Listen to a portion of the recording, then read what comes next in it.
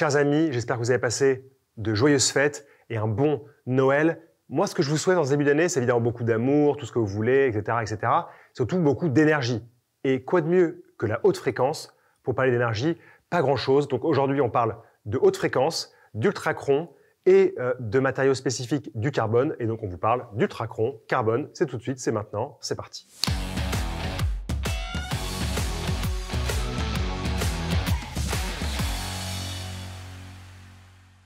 Souvenez-vous, en 2022, je vous parlais de l'histoire fantastique de l'ultracron à l'occasion de la sortie de la nouvelle ultracron chez Longines. C'est juste ici. Allez vous abreuver d'un petit peu de savoir ultracron, vous allez voir, ça va beaucoup vous plaire. Pour vous faire une petite piqûre de rappel, l'histoire des montres Longines ultracron, elle commence à la fin des années 60 et ce, sur un marché très concurrentiel parce que Longines, comme ça, va aller envoyer bam bam des grandes patates à la Seiko Marvel, à la Girard-Perregaux Giromatic et évidemment le Zénith El Primero, vous en doutez, donc il y a de la haute fréquence partout et Longines a sa carte à jouer. Mais alors c'est très sympa de vouloir faire de la haute fréquence, mais pourquoi on veut faire de la haute fréquence? Quand on parle de haute fréquence, on parle de 36 000 alternances par heure à ce moment-là. Vous allez me dire, ça sert à quoi? C'est compliqué, ça va trop vite, il faut des huiles différentes, etc. Oui, en effet, ça pose plein de nouveaux problèmes, mais en général, la montre est plus précise. Pourquoi elle est plus précise? C'est pas juste parce que c'est une conséquence très rapide de elle bat plus vite, enfin le balancier bat plus vite. C'est tout simplement que si le balancier bat plus vite, il est moins soumis aux petits défauts du quotidien. J'entends quand vous allez vous cogner, quand vous allez faire des gestes un peu brusques. Il va reprendre, le balancier et son spirale vont vite reprendre leur place et vont être moins touchés par ces petites agressions du quotidien. Donc la montre va être plus précise. La haute fréquence, c'est ça. Terminé, bonsoir, je peux me barrer, c'est fini. Ok, ou pas, je suis toujours là.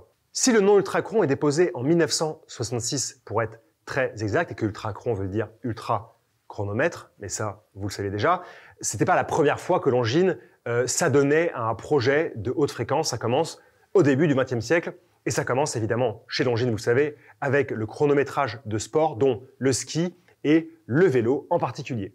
Là, on est autour des années 15, des années 20 et je pense évidemment à ce chronographe, par exemple, qui va mesurer les temps au centième de seconde, c'est-à-dire que vous avez l'aiguille principale qui fait un tour de cadran en une seconde, donc ça va très très vite et vous pouvez l'arrêter à n'importe quel moment et tout a été numéroté sur le cadran pour savoir exactement au centième de seconde la précision de votre prise de temps.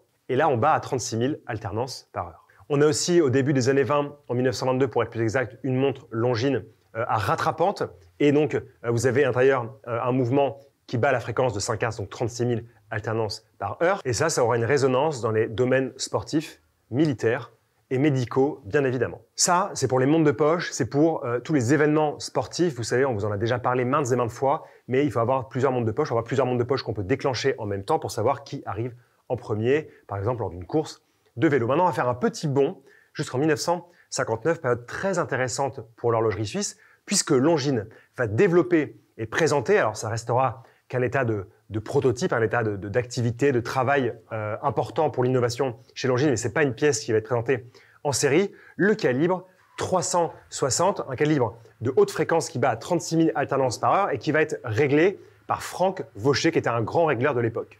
Petite parenthèse, le métier de régleur, c'était quand même un métier assez exceptionnel parce que l'horlogerie, finalement, depuis la nuit des temps, le but, c'est d'arriver à être de plus en plus précis. Et donc, au XXe siècle, on n'est plus sur les montres de poche, on n'est plus sur les pendules et les horloges, on est sur les montres bracelets. Et comment être précis sur un mouvement avec des lignes réduites? Il faut justement faire appel à des régleurs qui vont comme ça pouvoir aller régler des micro-détails au niveau du spiral, au niveau du balancier, des maslottes du balancier, donc l'équilibrage du balancier, et plein de petits détails au niveau du rouage, des poids qui se présentent dans la montre pour avoir la montre la plus précise possible. Et c'est en ça que je vous disais qu'il vaut mieux parfois avoir une montre très très bien réglée, qui sera plus précise, qu'un tourbillon, qui sera moins précis. Et là, en l'occurrence, avec le calibre 360, l'écart quotidien constaté est de 0,02 secondes par jour. Je crois qu'on est pas mal. La première Longines ultracron, elle est présentée en 1967 pour célébrer le centenaire d'établissement de la marque Longines. Même si vous savez que l'histoire remonte un tout petit peu avant, et pour ça, je vous remets une vidéo juste ici qui vous l'explique. Et le nom de Longines par rapport au lieu-dit des prés allongés, donc Longines, c'est 1867 et donc centenaire en 1967, présentation de la Longines ultracron. L'ultracron, elle va avoir des évolutions. En 1968, notamment, on note la référence 79-70, la fameuse ultracron Diver.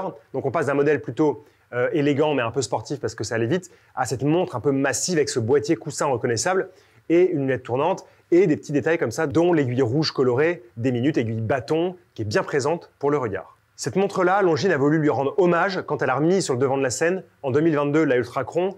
Et encore une fois, la vidéo, je vous la mettais en début de vidéo et je vous la remets juste ici.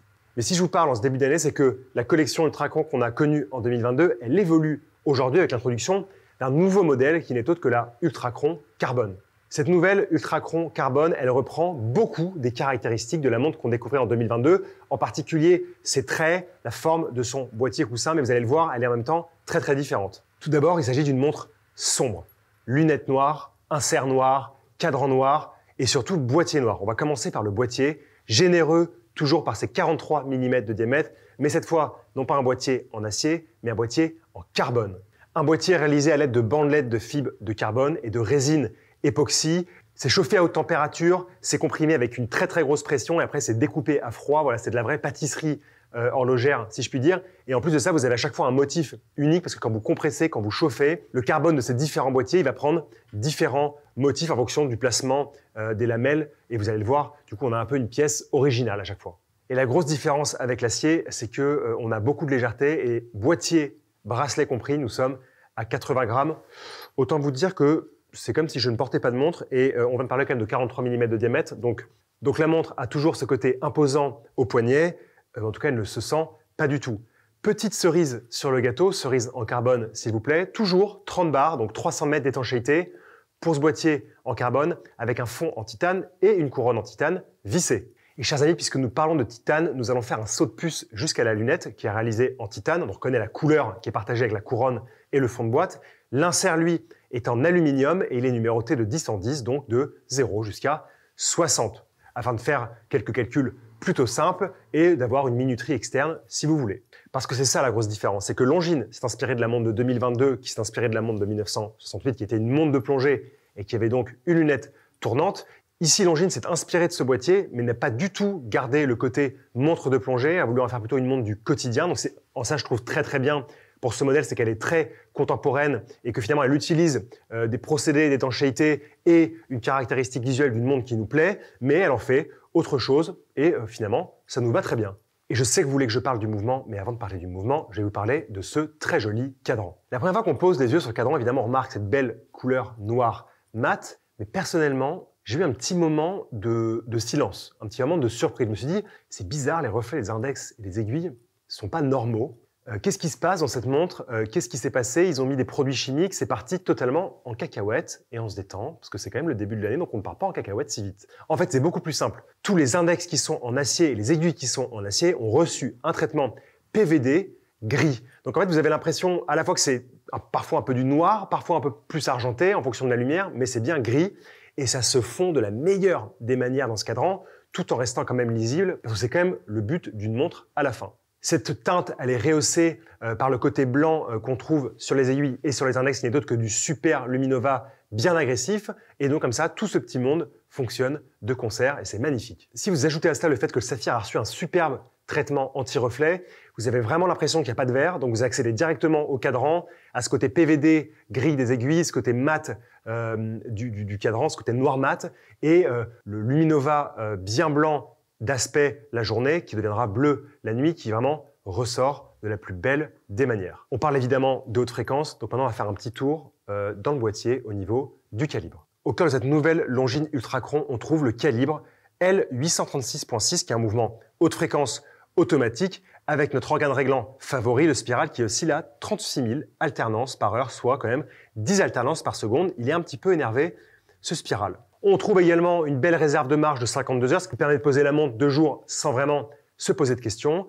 Et je crois qu'on est déjà pas mal. Cerise sur le gâteau, mais cette fois le gâteau du mouvement, la précision de cette nouvelle Longines Ultrachron, tout comme la Longines Ultrachron de 2002, elle a été confirmée par TimeLab. C'est un laboratoire de test indépendant qui est situé à Genève et qui l'a certifié ultra-chronomètre, mention qui va un petit peu plus loin que la certification de chronomètre que nous connaissons tous. En gros, ça pousse plus loin, plus de jours, avec plus de température de test et toujours la même garantie de chronomètre, mais en mode super chronomètre, c'est clair. Cette nouvelle Longines Ultrachron Carbone est proposée au prix de 5 400 €, un prix qui, je le conçois, va vous faire peut-être un peu grincer des dents, mais je vous garantis que là, je trouve qu'on a un modèle qui qui sort de ce qu'on a découvert en 2022, un modèle qui est technique, un modèle qui a vraiment de la gueule, il faut le dire, un modèle qui, moi, me plaît beaucoup, qui va sortir un peu du côté un peu réédition 2022 de l'Ultracron de la fin des années 60, de l'Ultracron Diver en tout cas, qu'on connaissait, pour aller sur un terrain plus contemporain, plus innovant, avec de la matière